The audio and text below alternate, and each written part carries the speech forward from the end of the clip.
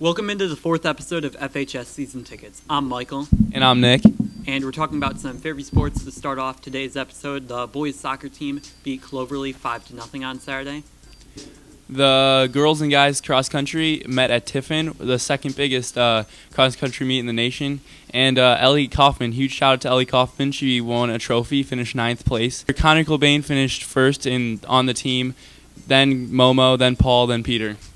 Yeah, both boys and girls cross-country teams did great. The girls finished in, I believe, 9th, and the boys finished in 13th place. Some two really good results from the cross-country team. Yeah, again, that was a huge cross-country meet.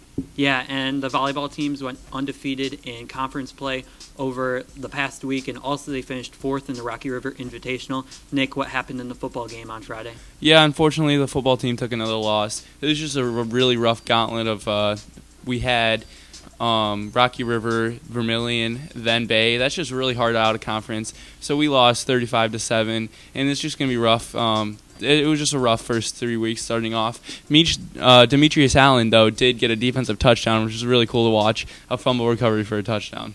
Yeah, and it doesn't get any easier next week for the football team, taking on Buckeye, a team that went undefeated last year, and this year they actually beat Rocky River, even though they are only 2-1. They're probably a little bit worse than they were last year, but they're still a very talented team. Yeah, that Buckeye senior class was really loaded last year, but they always seem to replace. That's a really big school. Yeah, they're a reload, not rebuild, as we like to talk about in college football. Heck yeah. But speaking of college football, there wasn't any top 25 matchups. A really disappointing weekend. But, there's still stuff that happens in college football that's wild every single week. And Oklahoma State took on Central Michigan, and on a hook and lateral Hail Mary. Crazy. Central Michigan got the win. But the play shouldn't have happened, as Oklahoma State had an intentional grounding penalty. They had the ball with 4 seconds left, just threw the ball into the stands. And it was called an intentional grounding penalty, and the game should have ended, but they gave Central Michigan one last play, and Central Michigan obviously scored a touchdown. Nick, do you think that Oklahoma State should get the win because the play should have never happened, or are you all for Central Michigan? No, I'm all for Central Michigan. I think that whatever happens in that allotted 60 minutes happens. And also, I just have to root for the underdog in this case. Crazy. Oklahoma State should have never been in that position in the first place. Central Michigan played their hearts out. Good for them. Good way to get the win. Yeah, I totally agree with you. And the people that are defending Oklahoma State, saying that, they should have gotten the rule right, it should never happened, Oklahoma State should get the win, they should be 2-0. You're defending a team that gave up a 60-yard hook and lateral touchdown. If you're a coach and your team gives up a 60-yard hook and lateral touchdown, I would be pissed as a coach if that happened to me. And people are trying to defend giving up a 60-yard hook and lateral touchdown. I just feel like that's kind of crazy to be the play should have never happened. Exactly. And the touchdown should have never happened either. If Oklahoma State knew how to defend, we're not in this situation. And they were supposed to be a top 10 team last year. They were all overhyped. I just think just give Central Michigan the win. There's always going to be that human variable with refs. That's why we have refs, not robots. I just think that Central Michigan win. Just end of discussion. Yeah, refs are humans too. They make mistakes, and then I'd argue Oklahoma State's defense made an even bigger mistake than the Central Michigan refs did. So Arkansas took on TCU in a huge battle in the SEC versus the Big 12, and Arkansas had a huge lead, but TCU made a big-time comeback, actually taking the lead. TCU took the lead 28-20. TCU took the lead 28-20, and then Arkansas drove down the field, scored, and Brett Bielema with a fantastic call for a 2-point conversion, a double reverse, something that you really never see from coaches in college football, and it actually worked out also in the NFL, a 2-point conversion. The Oakland Raiders got a nice 2-point conversion to get a victory over the New Orleans Saints. But back to the college football game. Arkansas did send it into overtime with a blocked field goal that sent it into overtime, and then in overtime, Arkansas did get the victory. Allen, the quarterback for Arkansas, did rush in a touchdown in double overtime to give the Razorbacks the victory over TCU. Nick, what do you have to say about this game? Yeah, just good for Arkansas for getting the win, and good for Brett Bielema, dude. This dude just finds a way to stick around college football, I feel. With Wisconsin, just the running game, pure, just classic Brett Bielema. Keep your job, Brett Bielema. Keep getting those checks, young boy. Yeah, Brett Bielema gets a lot of hate from Wisconsin fans. All the Wisconsin fans I follow, they just bash on Brett Bielema. Melvin Gordon, that's him. Yeah, but they watch Arkansas games and they purposely hate on Brett Bielema. It's kind of similar to like Tennessee fans and Conzo Martin, but that's topic for another day. Yeah. Salty fans at coaches who are bad at their school are pretty ridiculous. But going on to another huge college football game, even though it wasn't two big teams, it was still a huge event. It was the battle at Bristol. Over 150,000 people to watch a college football game. It was a pretty spectacular sight to see. And then you watch the actual game. Virginia Tech had like 5 fumbles, and it was just an ugly game. No. Josh Dobbs still can't pass. And, Yeah. I mean, Still working on that arm. yeah, and just so many Virginia Tech turnovers, and it was just a bad football game to watch, but a really cool spectacle. Nick, do you think that we could be able to see some more events like the battle at Bristol at NASCAR tracks? Oh, yeah, for sure. I think that this was a really good launching pad. I just don't think this was the right game to get hyped over for this. I feel bad for the fans, but at least they were part of something special. I can't wait till, like, Alabama versus LSU is in front of that many people, let me tell you. Yeah, that would be awesome, but I don't really know why they scheduled these two teams, because think back 3 years ago, Tennessee was getting beat by Vandy, and Virginia Tech was about to have their legendary head coach retire. Like, these two teams weren't really that great. It's all about the money, Mike.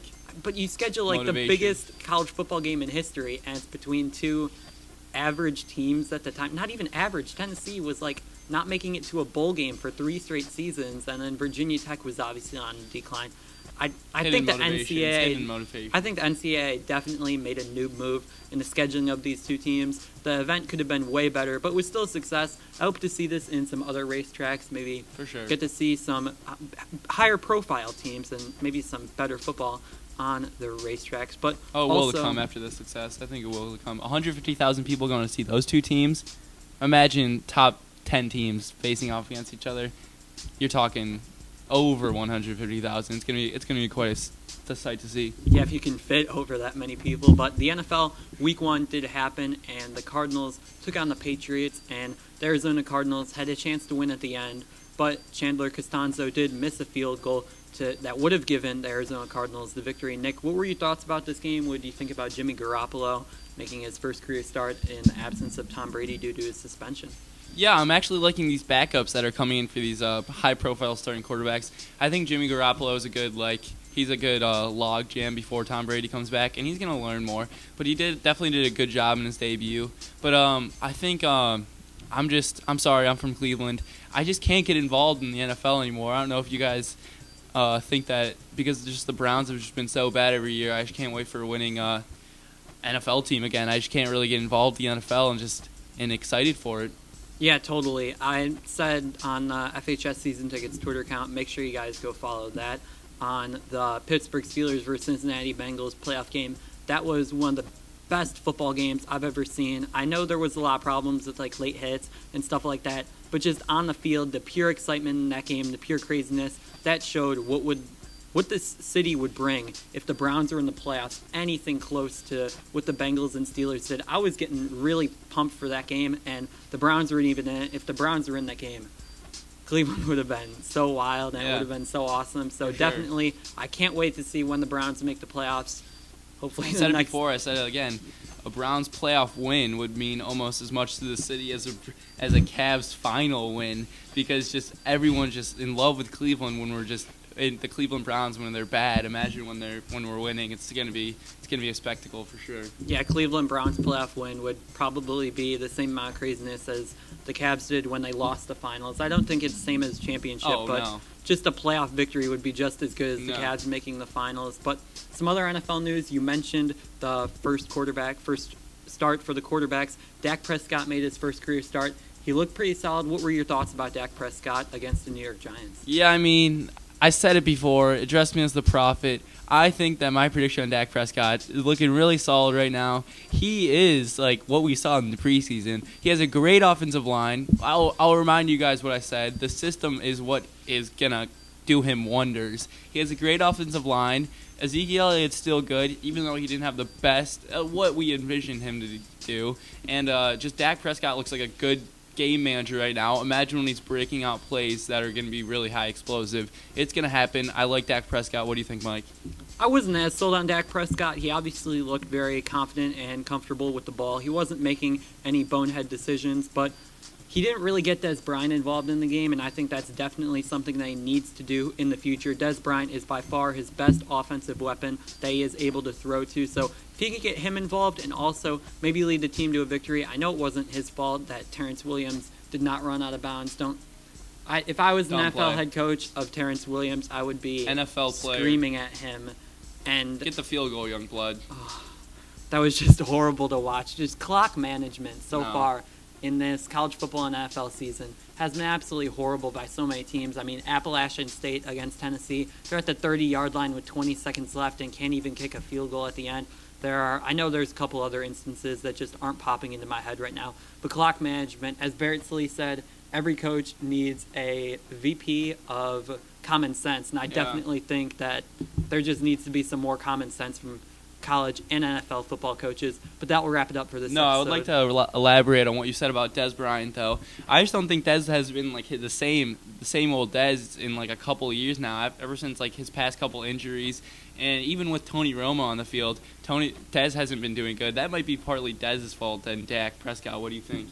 That is a pretty interesting take. It might be Dez's fault, but I still think that Dak needs to target him a little bit more. And now that's fair. That will wrap it up for the 4th episode of FHS Season Tickets. I hope you guys enjoyed. We're looking to get some Fairview athletes onto the show for the next episode, and also a huge episode coming out on Friday. We've got some huge college football games, including Notre Dame versus Michigan State, and also a top 10 battle in the ACC of Florida State versus Louisville. You guys won't want to miss that. Hey, I would like, before we end the show, I would like to thank Barrett Sully for coming on last Friday. That was really cool of him. He's a really big guy in sports, and it was just really nice getting his takes on what he thinks about college football so far.